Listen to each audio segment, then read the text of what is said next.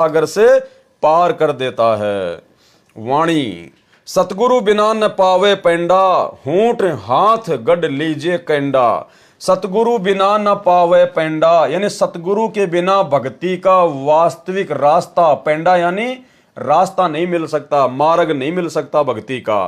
और होंठ हाथ गढ़ लीजिए कैंडा, इस वाणी का सीधा सा मतलब यह बनता है कि जो मनुष्य शरीर है उसकी जो लंबाई है वो प्रत्येक व्यक्ति के 3.5 हाथ जितनी है। और 3.5 हाथ परमात्मा ने क्या बताया, यहां से कोहनी से लेकर, और ये जो बीच वाली उंगली है यहां से लेकर यहां तक की जो लंबाई है वो 3.5 हाथ हर मनुष्य की अपने शरीर की होती है।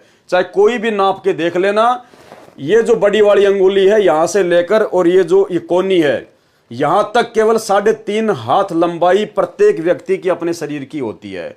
तो परमात्मा कहते हैं ये जो 3.5 हाथ का जो शरीर है ना, ये बाद में खत्म हो जाएगा, भस्म हो जाएगा। इस शरीर से फायदा उठा ले और परमात्मा की भक्ति कर ले। इसका सीधा सा मतलब ये समझो, होंठ हाथ गढ़ लीजिए कैंडा।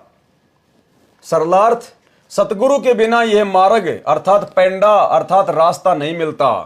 होंठ हाथ अर्थात 3.5 हाथ, कोहनी से बड़ी उंगली के अंत तक की पैमाइश अर्थात माप को 1 हाथ कहते हैं। बड़ी उंगली से लेकर कोहनी तक की जो मेजरमेंट होती है उसको 1 हाथ कहते हैं।